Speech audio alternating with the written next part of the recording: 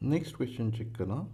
0.01 molar KMnO4 solution was added to 20 ml of 0.05 molar मोहर salt solution. बेटा मोहर सॉल्टमध्ये काय प्रेझेंट असतो?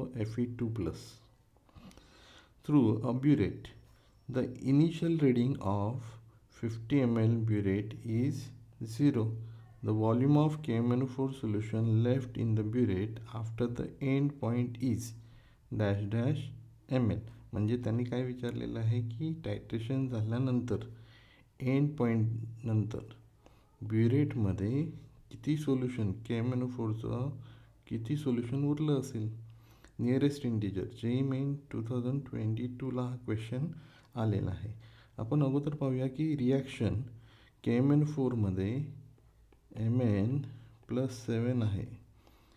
Mn+7ची रिॲक्शन मोहर सॉल्टच्या Fe2+ सोबत होते आणि आपल्याला काय मिळेल? Mn7+चं कन्वर्जन Mn2+ मध्ये होईल आणि मोहर सॉल्ट जो आहे त्याचा Fe2+ Fe3+ मध्ये कन्वर्ट होईल. +7चं +2 मध्ये कन्वर्ट होतं म्हणजे एन फॅक्टर काय आला? 5. आणि Fe2+च्या बाबतीत इथे +3चं कन्वर्जन कशामध्ये होतं आहे? +2चं कन्वर्जन +3मध्ये होतं आहे म्हणजे इथे एन फॅक्टर आला 1. आता टायट्रेशन फॉर्म्युला यूज करूया. इथे आपण टायट्रेशन फॉर्म्युला यूज करूया. M1V1 इंटू एन फॅक्टर घेऊया. N factor is equal to M2V2 into N factor 2चा. ओके, इथे 1चा. ओके, आपण KMnO4 अगोदर घेतलेला आहे. मग KMnO4 मध्ये मोलॅरिटी किती दिलेली आहे? 0.01 इंटू व्हॉल्यूम आपल्याला काढायचं आहे V1 इंटू एन फॅक्टर काय आलेला आहे? 5 इज इक्वल टू M2 किती दिलेला आहे? 0.05 इंटू व्हॉल्यूम किती आहे? 20 ml आणि याचा एन फॅक्टर किती आहे?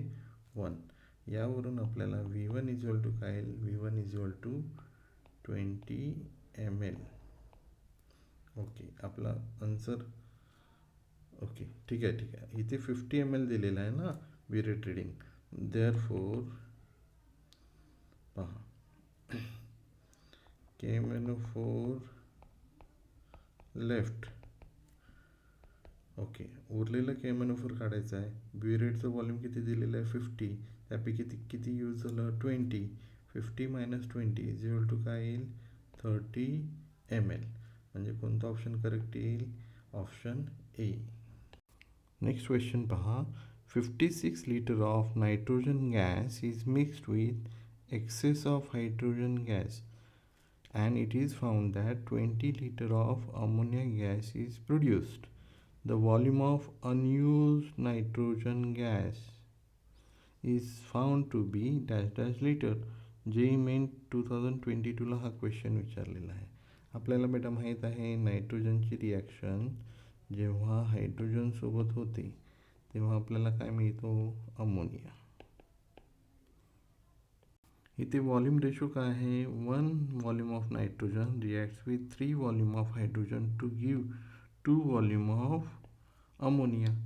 म्हणजेच इथे आपल्याला सुरुवातीला किती दिलेलं आहे? 56 लिटर आणि अमोनिया किती तयार होतो आहे? 20 लिटर. मग इथे जर 20 dm³ अमोनिया तयार होत असेल तर इथे 30 dm³ हायड्रोजन यूज होईल आणि इथे 10 dm³ नायट्रोजन गॅस यूज होईल. सिम्पल 1:3:2 हा फॉर्म्युला आहे. मग 10:30:20. पण आपल्याला इथे चेक करा. इथे व्हॉल्यूम काय दिलेलं आहे नायट्रोजनचं? 56 लिटर. Therefore volume of nitrogen unused is equal to initial volume किती आहे? 56 आणि किती व्हॉल्यूम यूज झालं? 10 dm³ मायनस 10 म्हणजेच 46 dm³ of nitrogen is unused, न वापरलेला आहे. म्हणजे ऑप्शन कोणता करेक्ट आहे? सी. पुढचा प्रश्न पहा. The molarity of 1 litre orthophosphoric acid H3PO4 having 70% purity by weight, specific gravity म्हणजेच डेन्सिटी दिलेली आहे 1.54 gram per cm³ is dash dash molar. Molar mass दिलेला आहे H3PO4चं 98 ग्रॅम पर मोल. हा क्वेश्चन जे मेन 2024ला विचारलेला आहे. आपल्याला डेन्सिटी दिलेली आहे, त्यावरून आपण काय करूया, मास काढूया. Mass is equal to density into volume. Density किती दिलेली आहे 1.54, व्हॉल्यूम किती दिलेलं आहे 1 लिटर. 1 लिटर म्हणजे इंटू 1000 ml, म्हणजे आपल्याला आन्सर येईल 1540 ग्रॅम. हे काय येईल, मास येईल. ठीक आहे. पर्सेंटेज प्युरिटी किती दिलेली आहे 70%, म्हणजेच 30% काय आहे इम्प्युरिटी. मग यावरून आपण काय करूया, mass of, therefore mass of H3PO4 pure is equal to 70/100 into 1540. हे कॅल्क्युलेशन केल्यानंतर आपल्याला आन्सर काय येईल 1078 ग्रॅम. आता इथे आपल्याला प्युअर H3PO4चं काय मिळालेलं आहे, मास मिळालेला आहे. यावरून आपण काय करूया, नंबर ऑफ मोल्स काढूया. Moles is equal to mass upon molar mass. Mass किती आहे 1078 आणि मोलार मास किती दिलेला आहे बेटा 98. 1078 अपॉन 98 हे याचं आन्सर येतं 11. आता यावरून आपण काय करूया, मोलॅरिटी करूया. मोलॅरिटीचा फॉर्म्युला काय, मोल्स पर DM³. मोल्स किती आलेले आहेत 11 आणि व्हॉल्यूम किती आहे 1, म्हणजेच मोलॅरिटी काय येणार बेटा 1 मोलार. आन्सर काय आहे आपलं 11. ऑप्शन सी करेक्ट आहे. नेक्स्ट क्वेश्चन पहा. An aqueous solution of 6.3 gram of oxalic acid dihydrate is made up to 250 ml. The volume of 0.1 normal NaOH required to completely neutralize 10 ml of this solution is dash dash ml. हा question AIIMS 2013ला विचारलेला आहे. सर्वप्रथम oxalic ॲसिडचा molar mass काढूया. H2O4.2H2. Okay. Hydrogen किती आहेत 2, carbon 2 आहेत म्हणजे 24, oxygen 4 आहेत म्हणजे इथे 64 येतील, प्लस वॉटर 2 आहेत. एका वॉटर मॉलिक्युलचं मोलार मास 18 असतं, म्हणजे इथे 36. ही टोटल काय येईल 64 + 36 100 आणि हे 24 + 2 म्हणजे 126. आता ऑक्झॅलिक ॲसिड जो आहे H2C2O4 तो चेक करा, आपल्याला 2H+ देतो, म्हणजे N फॅक्टर किती आहे, N फॅक्टर ऑक्झॅलिक ॲसिडचा 2. ओके. मग त्याचं इक्वॅलेंट वेट काय येईल, equivalent weight is equal to 126 molecular weight आहे अपॉन 2, म्हणजेच काय येईल 63. ठीक आहे. याच्यावरून आपण नॉर्मॅलिटी काढूया. नॉर्मॅलिटी ऑफ ऑक्झॅलिक ॲसिड,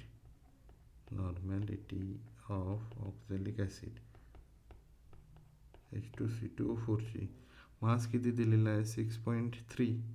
मग 6.3 मास अपॉन इक्वॅलेंट मास किती येतं 63 अपॉन व्हॉल्यूम इन लिटर. आता इथे व्हॉल्यूम किती दिलेलं आहे 250 ml अपॉन 250 इंटू 1000 करूया.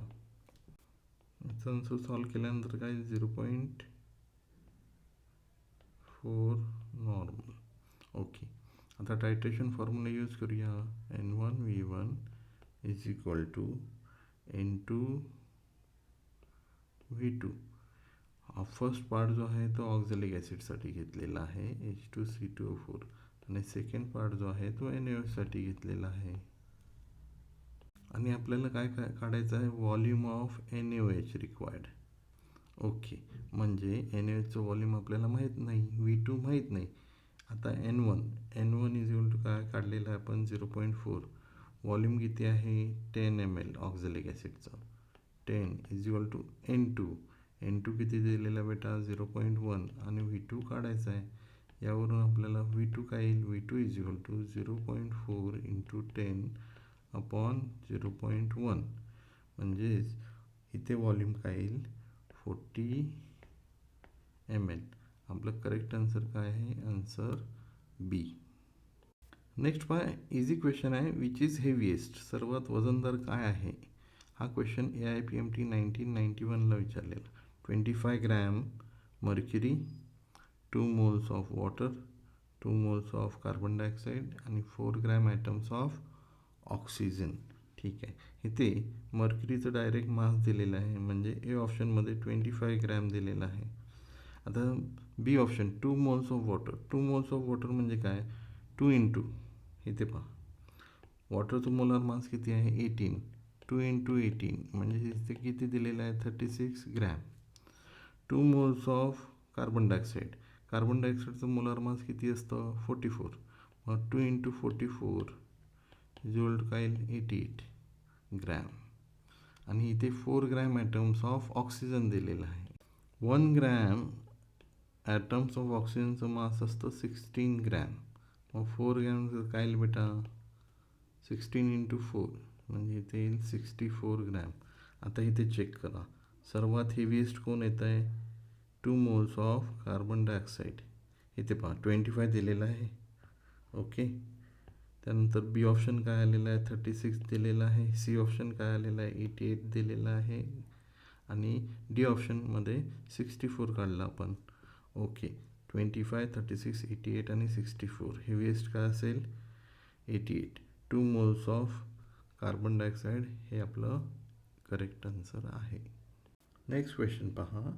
KMnO4 reacts with oxalic acid according to the equation 2 twice MnO4 minus plus 5C2O4 2 minus plus 16H plus gives you 2Mn2 plus 10CO2 plus 8H2.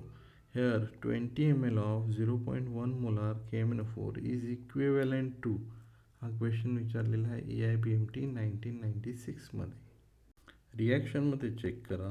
MnO4 minus मध्ये Mn काय आहे +7 oxidation state plus C2O4 2 minus मध्ये एका कार्बनची oxidation state काय आहे ते बेटा +3. Okay. याचं कन्वर्जन कशामध्ये होतं आहे Mn+2 मध्ये आणि CO2 मध्ये. CO2 मध्ये कार्बनची ऑक्सिडेशन स्टेट काय येईल बेटा +4. आता इथे चेक करा की ऑक्सिडेशन स्टेट कितीने चेंज होते. +7चं काय होतं आहे +2 होतं आहे, म्हणजे एन फॅक्टर इथे काय येईल 5. आणि इथे एका कार्बनचं +3चं काय होतं आहे +4, म्हणजे इथे एन फॅक्टर काय येईल 1. आता आपण टायट्रेशन फॉर्म्युला यूज करूया. M1V1 into N factor NF1 is equal to M2V2 NF2. Okay.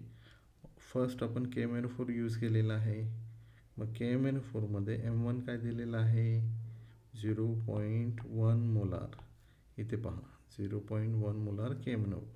Volume काय दिलेलं आहे 20 ml 20 आणि KMnO4चा एन फॅक्टर किती आहे 5 इज इक्वल टू M2V2.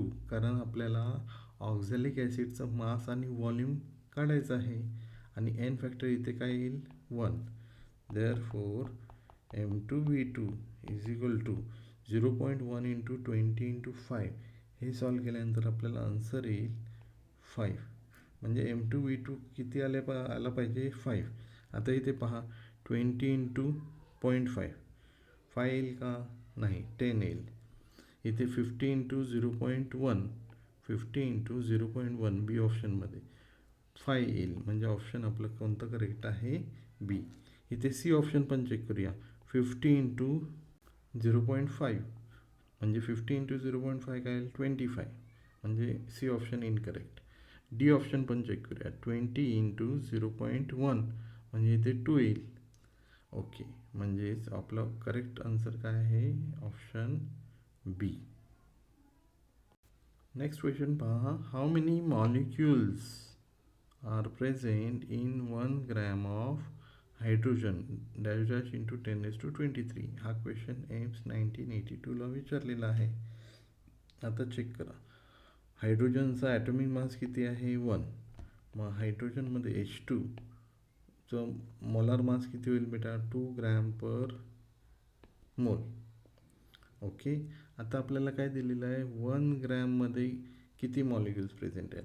मग 2 ग्रॅममध्ये किती मॉलिक्युल्स प्रेझेंट असतील 6 into 10 raised to 23 molecules of hydrogen. मग आता विचारलेलं आहे 1 ग्रॅममध्ये किती प्रेझेंट असेल. 1 ग्रॅममध्ये काय आहे 3 into 10 raised to 23 molecules of hydrogen. म्हणजे आपलं आन्सर काय असेल 3 इंटू 10 रेज टू 23. म्हणजेच ऑप्शन कोणता करेक्ट आहे ऑप्शन बी. हा नेक्स्ट क्वेश्चन पाहूया.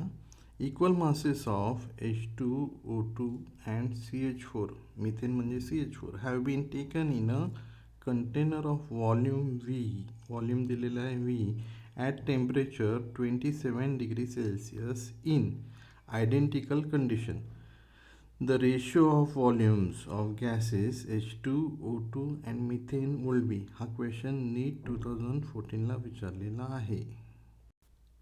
हा क्वेश्चन जो आहे तो ॲव्होगाड्रोज हायपोथेसिसवर डिपेंड आहे. म्हणजे volume of gases is directly proportional to their number of moles. मग आपण नंबर ऑफ मोल्स काढूया. त्याच्या अगोदर आपण मोलार मास पाहूया. हायड्रोजनचं मोलार मास किती आहे 2. ऑक्सिजनचं मोलार मास किती आहे 32. 16 + 16 32.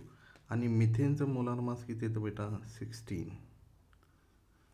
ओके 2 32 आणि 16. आता व्हॉल्यूमचा जो रेशो आहे तो VH2 is equal to VO2 is to VCH4 काढायचं आहे. मग आपण त्याचे नंबर ऑफ मोल्स पण काढूया. मग नंबर ऑफ मोल्सचा रेशो काय येईल मोल्स म्हणजे मास अपॉन मोलार मास. मग मास तर काय दिलेलं आहे कॉन्स्टंट दिलेलं आहे M/2 is to M/32 is to M/16.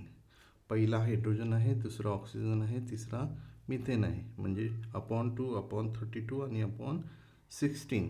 हे जेव्हा आपण सॉल्व करू तेव्हा आपल्याला रेशो काय येईल 16:1:2. म्हणजे आपलं कोणतं आन्सर करेक्ट येईल आन्सर येईल ऑप्शन सी. नेक्स्ट क्वेश्चन पहा. The number of oxygen atoms in 4.4 gram of CO2 is approximately dash dash into 10 raised to 23.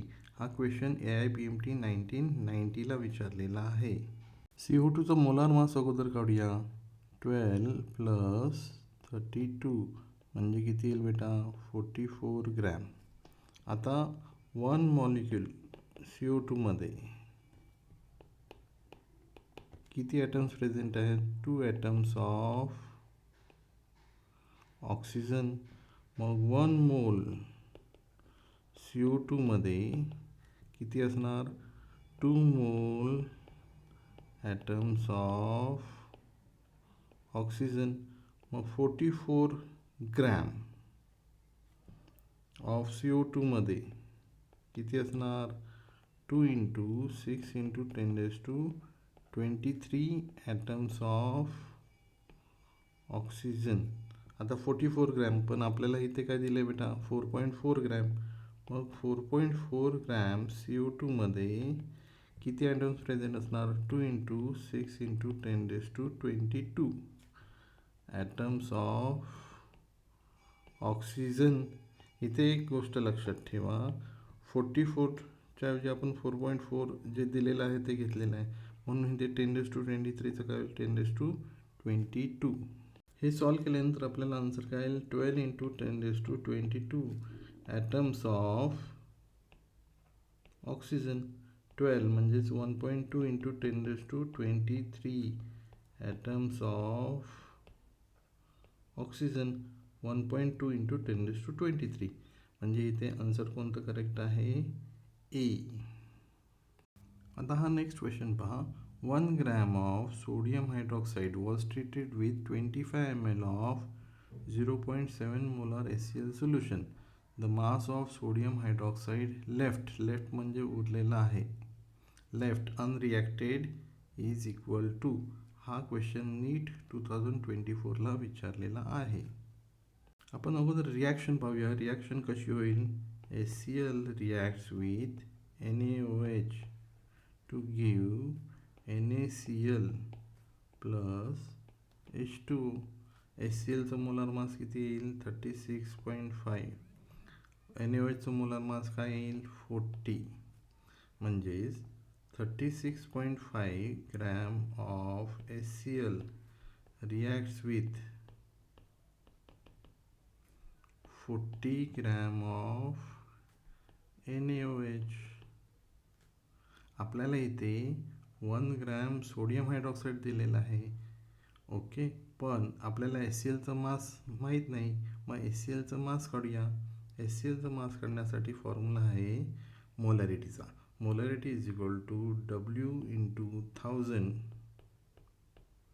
Upon M2 V कशामध्ये आहे? ML मध्ये. ओके, आता यावरून आपल्याला मोलॅरिटी दिलेली आहे, W काढायचं आहे. Therefore W is equal to काय येईल? MM2 इंटू V ML मध्ये अपॉन 1000. ओके, मोलॅरिटी काय दिलेली आहे बेटा इथे? 0.75. 0.75 इंटू M2. मोलार मास किती आहे HClचं? 36.5. आणि व्हॉल्यूम किती घेतलेलं आहे?